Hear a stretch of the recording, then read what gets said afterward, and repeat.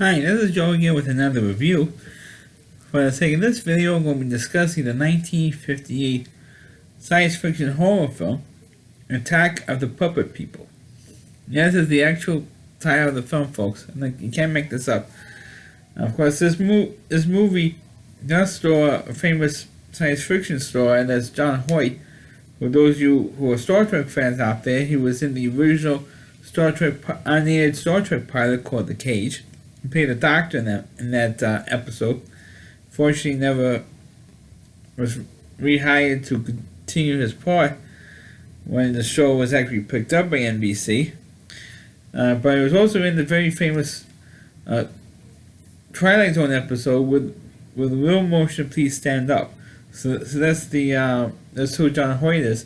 He plays a doll maker, this crazy doll maker, who has developed a array that will shrink human beings to like doll heights of dolls. And what he does is he makes those actual human beings who shrunk to models into actual dolls. He doesn't kill them.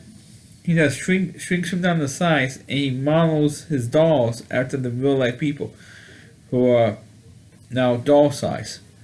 And of course, what starts off as kind of like a mystery almost, because there was one particular worker, his receptionist, was all of a sudden gone missing, and trying to figure out what happened with this girl, and then you find out that the girl got shrunk to doll size.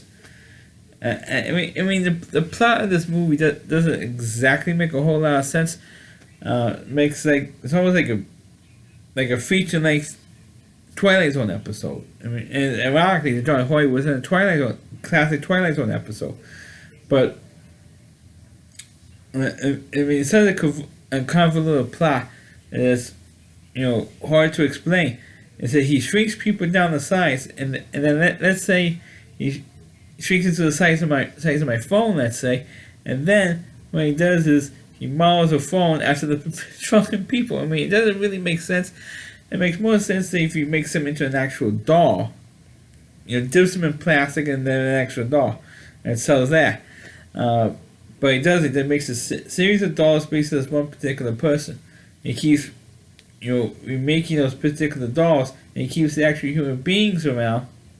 The shrunken down people, so you keep them company. Or go, oh, I'm lonely, I'm lonesome. The lonely and lonesome routine. And it keeps them around just for that. That's why he shrinks them down, so you can control them in some way. And so he hires this new girl, and he shrinks her down because she's looking for a fiance, and she later finds out that this crazy doll maker shrunk down her fiance's down as well. So the two of them got together with the other. There are many more people that he shrunk down, but it's only about like five or six were really ones who were really accurate. I guess that's all they could afford with the special effects, is to have 5 or 6 people shrunken down, and not have the other shrunken down people involved either, because I think it would be maybe take too much to do with the budget, I guess. But I know I'm rambling on here, but what happened is that the two of them, the current secretary and her fiance, was able to convince the other 4 people to retaliate and to get even with this guy. And that's what they eventually did. They all ended up escaping. And what they did was they got back to the lab, and they were able to shrink back to size. At least the two main characters were able to shrink back to normal size, and they were able to just get up and leave. And the last night was the doctor goes, "Oh, I'm going to be so lonely without you all." And that's how instead of the guy going to jail, possibly even getting shrunk down himself, which would be the typical Twilight Zone ending if he gets shrunk down himself to doll size. That doesn't happen. he doesn't die in the end. The doctor, nothing happens. It's like he's screaming, "I'm gonna be lonely without all of you. Come back, come back." That's it. That's the ending. I thought it was until that last scene. I thought it was the movie did have a decent for a B horror. I consider this to be like another one of those B horror movies from the 1950s. Didn't have a bad premise. People being shrunk down to doll size, and when they talk about attack of the puppet people, there was no real attacks. From these people to give revenge on the doctor. There wasn't really that much of an attack. It was more like an attack on them, more than the other way around.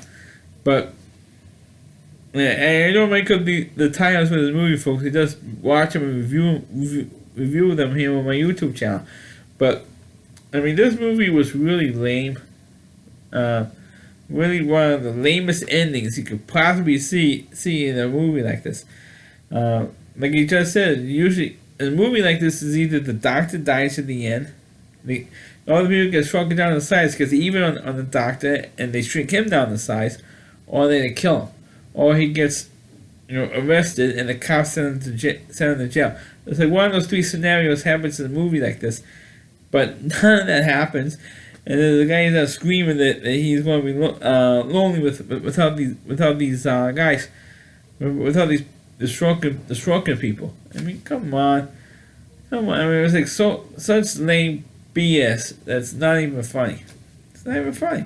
I kind of like the movie, kind of like the premise of the movie, but the end of the movie kind of messes it up, and that's what kills this movie for me. So that's my review of the movie Attack of the Puppet People. Right. Try to say that title 5 times, folks. You can click on the video, please rate it, please rate my channel, and please forward this video to your Facebook pages.